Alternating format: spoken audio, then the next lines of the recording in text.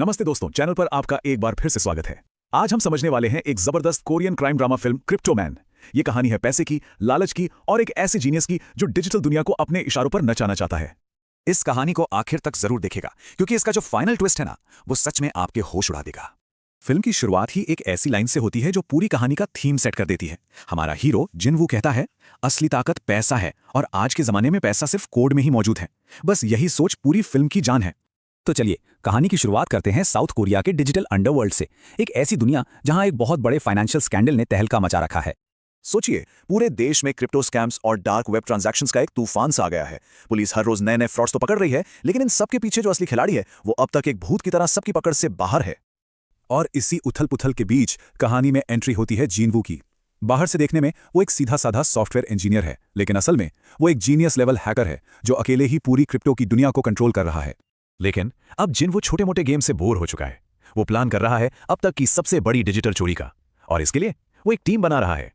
और उसकी टीम भी देखिए क्या जबरदस्त है। पहला है मिनजुन, उसका सबसे वफादार दोस्त। दूसरा है डिटेक्टिव ह्योनसू, जो पुलिस में तो है पर अंदर से बिका हुआ है। और तीसरा एक रहस्यमयी इन्वेस्टर जिसका पैसा तो लगा है पर पहचान छिपी हुई है।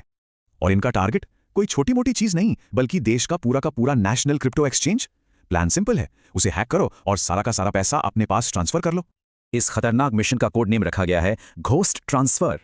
प्लान एकदम परफेक्ट लग रहा था, टीम भी तैयार थी, लेकिन जैसा कि ऐसी कहानियों में होता है, कोड की इस दुनिया में एक जरा सी चूक भी पूरे सिस्टम को तबाह कर सकती है। और ठीक वैसा ही हुआ। सब कुछ, मेरा मतलब है सब कुछ एकदम प्लान के मुताबिक चल रहा था। और तभी इस खेल में एक नया खिलाड़ी आ जाता है, एक ऐसा खिलाड़ी जो जिनवू को बराबर की टक्कर दे सकता है।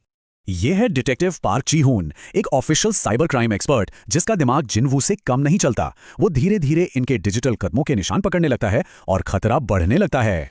लेकिन जिनवू को जल्द ही यह एहसास हो जाता है कि असली खतरा बाहर से नहीं बल्कि टीम के अंदर से ही है। कोई तो है जो उन्हें धोखा दे रहा है। सवाल यह है, वो डबल एजेंट आखिर है कौन?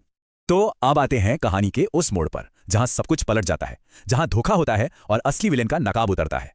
और वो डबल एजेंट कोई और नहीं बल्कि डिटेक्टिव ह्योनसू ही निकलता है, उनका अपना आदमी जो अंदर से सारी खबरें दे रहा था। तो होता यह है कि ह्योनसू सारे रिकॉर्ड्स लीक कर देता है और पूरा का पूरा इल्जाम जिनवू पर डाल देता है। पर जिनवू भी इतनी आसानी से हार मानने वालों में से नहीं है। वो फौरन एक छिपा हुआ बैकअप सिस्टम एक्टिवेट करता है और सारे सबूत सीधा उस रहस्यमयी इन्वेस्टर की तरफ इशारा करने लगते हैं। और तब जाकर असली मास्टरमाइंड का चेहरा सामने आता है, मिस्टर हान, एक अरबपति पॉलिटिशियन जो पर्दे के पीछे से यह सारा खेल खेल रहा था। और अब कहानी अपने क्लाइमैक्स पर पहुंचती है, वो हिस्सा जहां जिनवू अपना आखिरी और सबसे बड़ा दांव चलता है। सिस्टम तबाह होने से ठीक पहले जिनवू अपना आखिरी दांव चलता है। पहला, वो पूरे घोटाले को पब्लिक के सामने ले आता है।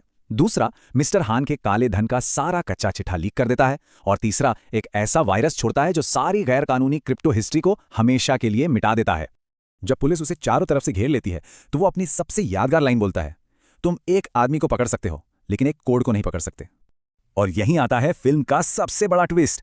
जिनवू ने हार नहीं मानी, उसने बस अपना रूप बदल लिया है। उसने अपनी पूरी चेतना, अपनी पूरी सोच को एक एआई सिस्टम में अपलोड कर दिया है। मतलब उसका शरीर पकड़ा जा सकता है पर उसका दिमाग, वो अब हमेशा के लिए डिजिटल दुनिया का एक भूत बन चुका है।